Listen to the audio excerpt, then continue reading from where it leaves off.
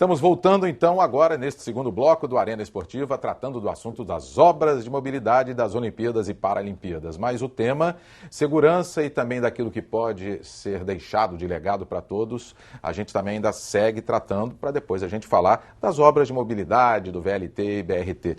Deputado Luiz Paulo, eu pergunto ao senhor, o orçamento em termos de segurança, ele gira em torno de 930 bilhões de reais, que já está programado, sendo 350 milhões bancados pelo Ministério da Justiça e 580 pelo Ministério da Defesa. O que disse o secretário e também a preocupação que é também da segurança. Eu acho que são, na segurança pública, duas vertentes, né? Apesar de se dizer que tem 1 bilhão, um período curto aí, vamos botar 30 dias de Olimpíadas, né? Eu acho que a segurança interna talvez seja até mais preocupante que a segurança em relação a terrorismo. Por quê?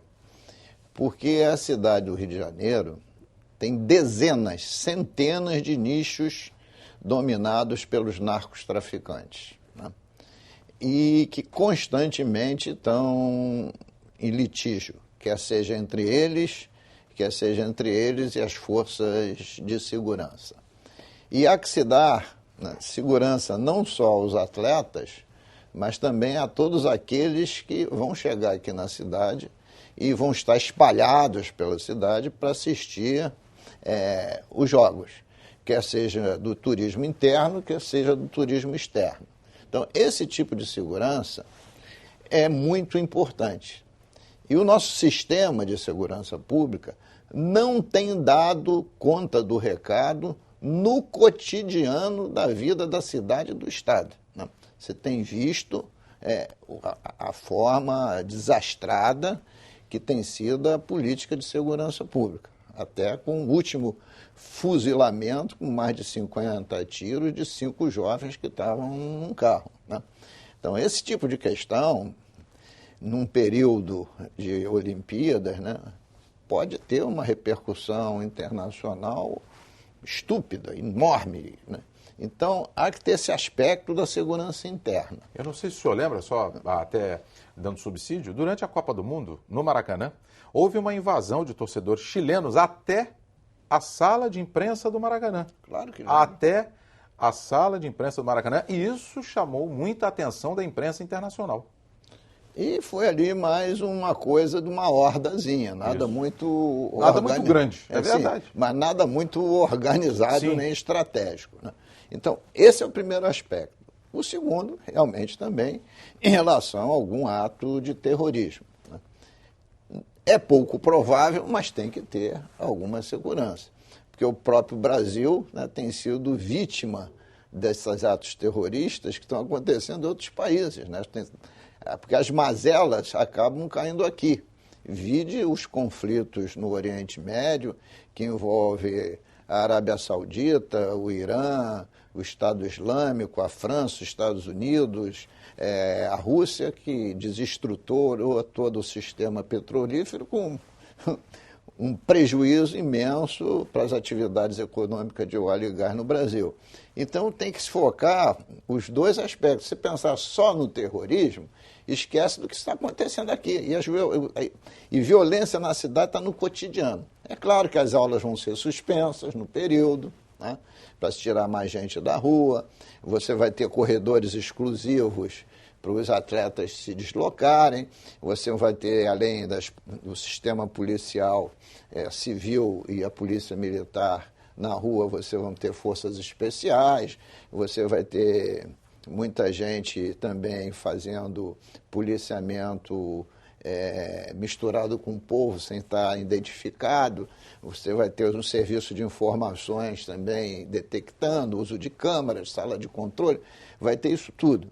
Mas eu volto a lembrar, hoje, para mim, uma das questões centrais desses jogos é a segurança, pela insegurança que existe hoje na cidade e na região metropolitana. Bem, as obras de mobilidade estão a pleno vapor. O VLT vai estar pronto para a competição. Vão ser 32 estações e 28 quilômetros de extensão da zona portuária ao aeroporto Santos Dumont. A previsão é que 300 mil pessoas sejam beneficiadas. A linha 4 do metrô, ligando a Barra da Tijuca a Ipanema. O BRT, a Transolímpica, que vai reduzir o tempo de viagem da Barra até a Deodoro, o Transoeste, este já foi inaugurado, o Transcarioca, enfim, os trens e as barcas. A mobilidade, secretário. Eu acho que essa é a grande diferença, o grande legado. Hoje a gente divide a Olimpíada em três partes. A primeira, a parte esportiva, os equipamentos, o deslocamento de atletas, alimentação, a parte necessária para os jogos acontecerem. Essa parte toda bancada pela iniciativa privada. Segunda parte são os equipamentos esportivos necessários para a realização dos jogos. As arenas, o estádio do centro de tênis, a canoagem lá no Deodoro. Isso você tem um outro custo de basicamente 7 bilhões. E você tem essa terceira parte, que é exatamente, eu acho que é o grande legado para a nossa cidade, custa 24 bilhões, em grande parte bancada pela iniciativa privada, obviamente bancada com uma contrapartida do governo através da forma de PPP, que já foi muito usada lá atrás. O próprio governo Fernando Henrique usou muito essa fórmula e foi uma forma que fez o governo avançar. E qual acho que é a vantagem de tudo isso? É que você vai ter um novo Rio de Janeiro, você vai aproximar as pessoas do centro da cidade. Eu acho que o grande desafio do Rio é a gente ter cidades mescladas. Hoje o Rio de Janeiro é dividido em áreas. Você tem a Zona Oeste, a Zona Norte, com pouca integração. Quanto mais você aproxima as grandes cidades, Paris, Nova York, você tem diferenças sociais morando nos mesmos espaços e próximos ao centro. Quanto mais próximo ao centro, menor é o investimento público em transporte. Então, acho que em virtude desse todo, é o grande legado que vamos deixar para a cidade. Acho necessário, sim, parcerias público-privadas com o Estado, de fato, dando alguns benefícios, porque você não tem numa fonte onde você tem que pagar o funcionalismo público, onde você tem que pagar a saúde e educação com custo muito alto, dinheiro para rodar as obras. Eu acho que quando você faz uma parceria público-privada, o Estado entra com benefício e o empresário, na verdade, constrói, obviamente, em prol de um benefício, até porque se não fosse em prol do benefício não estaria construindo, você consegue fazer essa quantidade de obras. Então, acho que o Porto Maravilha é um exemplo de grande sucesso, vai mudar a logística e o fluxo da cidade, você vai trazer muito mais moradores para o centro, e o VLT é exatamente isso, é você conseguir andar dentro do centro da cidade sem necessidade do carro, você diminuir a dependência do veículo automotor. Deputado, VLT, por exemplo, isso aí na Europa já é bem antigo. Na Suíça o que tem mais é o Troller, né? Suíça, na Alemanha, na França e tudo mais. É realmente uma novidade para nós aqui do Rio de Janeiro, mas que vai facilitar a vida do carioca, né? Olha só, do ponto de vista de mobilidade, tem muita coisa certa e muita coisa errada. O VLT é um grande acerto.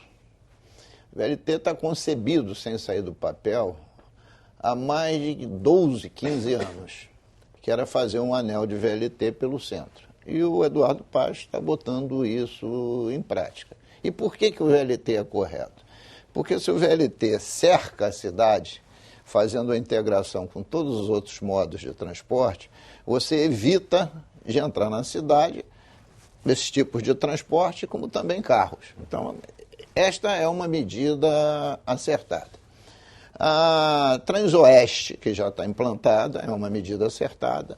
A Transolímpica é uma medida acertada. A Transcarioca nem tanto, né? Porque você não pode ver o BRT como panaceia. Cada caso é um caso. Então, eu estou começando a dizer pelas medidas que são necessárias. Por que a Transcarioca não é uma medida acertada? Primeiro, porque a demanda que tem no Transcarioca já pediria um metrô. E segundo, segmentou, ela é transversal à nossa cidade. Ela vai estar saindo da Barra e indo em direção ao aeroporto do Galeão, passando por toda Madureira, Penha, Varluba, etc, etc.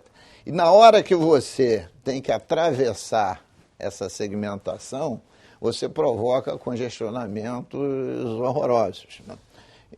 Essa não é uma medida acertada. O metrô da Barra, se você fosse verificar a alocação dos recursos, seria muito mais importante você fazer o trecho Estácio, Carioca, Praça 15. Para o morador da Pavuna, que demanda ao centro, ele tivesse acesso à estação de Estácio Carioca, da estação do Estácio, que é um polo gerador de serviços, depois a Carioca e interconectar com as barcas. Junto com o VLT seria a grande solução. Na hora que o governo do Estado resolve fazer Nossa Senhora Auxiliadora, Nossa Senhora da Paz, mas é tudo Nossa Senhora. Nossa Senhora é única, com diversos nomes históricos. Nossa Senhora da Paz ao Jardim Oceânico, colocando lá 8 bilhões e meio, um dos metrôs mais caros do mundo, para 16 quilômetros, 530 milhões de reais o quilômetro, né? Ele vai carregar demais um circuito que não vai aguentar. Porque a obra prioritária é Estácio Carioca, Praça 15. O que já era um projeto antigo. Já teve um erro estratégico. E o segundo erro, quando se decide fazer Nossa Senhora da Paz, Jardim Oceânico, é não levar o metrô até a interseção da Américas com a Ayrton Senna. Porque é lá que está chegando o Transoeste, o Transcarioca e o Transolímpico. Então você vai ter que criar um outro trans para jogar no Jardim Oceânico. E quando jogar no Jardim Oceânico, não vai ter capacidade de alimentação, né? Então, tem esses erros, porque até, infelizmente, o governo do Estado é do PMDB. Da Prefeitura da cidade do Rio de Janeiro é do PMDB. E o PMDB está lá na União também. Mas não conversaram entre si. Quando o Rafael Pisciani foi nomeado secretário de Transporte do município e o Osório secretário de Transporte do Estado, eu fiz aqui um discurso na Assembleia e disse, até que enfim, vai pegar um deputado estadual, botar no município e botar um secretário do município no Estado. Vamos ver se agora eles conversam entre si. Parece que agora estão conversando. Mas quando teve esse planejamento, não havia essa unidade. Então, cada um puxou o barco para um lado. Tanto é que o Transbrasil, no seu projeto original, não admitia interconexão com outros BRTs que tinham que ter na Via Light, na Dutra e na Rio Petrópolis. Perfeito. Bem, deputado e secretário, a abertura dos Jogos Olímpicos ela vai ter uma limitação de espaço e orçamento. O COI queria que o Maracanã novamente sofresse obras. E o Maracanã teve um gasto de R$1 bilhão, cerca de R$1 bilhão, um pouquinho mais. E aí o governo do Estado disse não vai ter aquele espaço que tem, já está tudo formatado, tudo pronto, tudo tranquilo.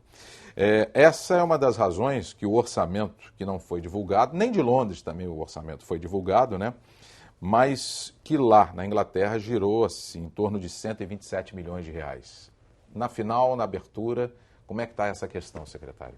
Acredito, é uma questão mais estadual, voltando um pouco... O Maracanã exatamente, mas eu acredito que obviamente não vai ser feito. Isso a gente tem feito algumas soluções caseiras no próprio município. Uma delas eu participo, tenho orgulho em coordenar, que é a questão de você usar pessoas aposentadas, né, os aposentados nos trabalhos nas Olimpíadas. Então, acho que essa é uma questão que a gente reduz custo, você usa a experiência dessas pessoas e eu acho que na questão do estádio é um pouco isso. Você ficar sujeito também a todas as peculiaridades de um órgão internacional, obviamente, e na situação que se encontra não só o Brasil, como os próprios órgãos internacionais. O próprio COI tem dificuldades econômicas, financeiras. Então, acho que a própria FIFA vem passando por uma série de escândalos. Então, acho que não é hora também de você mudar uma grande obra em virtude de uma apresentação pequena de questão de 30, 20 minutos e um mínimo carro alegórico para passar ali. Então, acho que isso não tem sentido. Acho que o Maracanã está perfeito do jeito que está. Com certeza. Nós estamos chegando ao final do Arena Esportiva, onde os temas foram as obras da Olimpíada e também das Paralimpíadas, a segurança. E eu quero daqui agradecer mais uma vez a presença do deputado Luiz Paulo, do PSDB, enriquecendo aqui o Arena. Obrigado, então, deputado. Eu que agradeço a oportunidade. Felizmente, o governo do Estado aprendeu a lição. de não ficar submissa aos interesses, muitas vezes escusos, desses organismos internacionais e não mexer novamente no Maracanã. Com certeza. Secretário, também agradeço a sua presença, seu secretário de Administração Municipal, Marcelo Queiroz, novamente aqui no Arena, dando esse panorama todo, né, para o nosso telespectador aqui da TV Alerj. Muito obrigado, parabéns ao presidente. Queria registrar aqui meu abraço, nosso líder Jorge Pisciani, presidente da Alerj, pelo belíssimo trabalho que vem fazendo à frente da TV Alerj. Com certeza. Obrigado, então, secretário, ao deputado. Mas você também pode assistir o programa pela internet. O nosso site é o www.tvalerj.tv e mandar sugestões para o e-mail arenaesportiva@tvalerj.tv. TV Alerj, o canal do povo fluminense.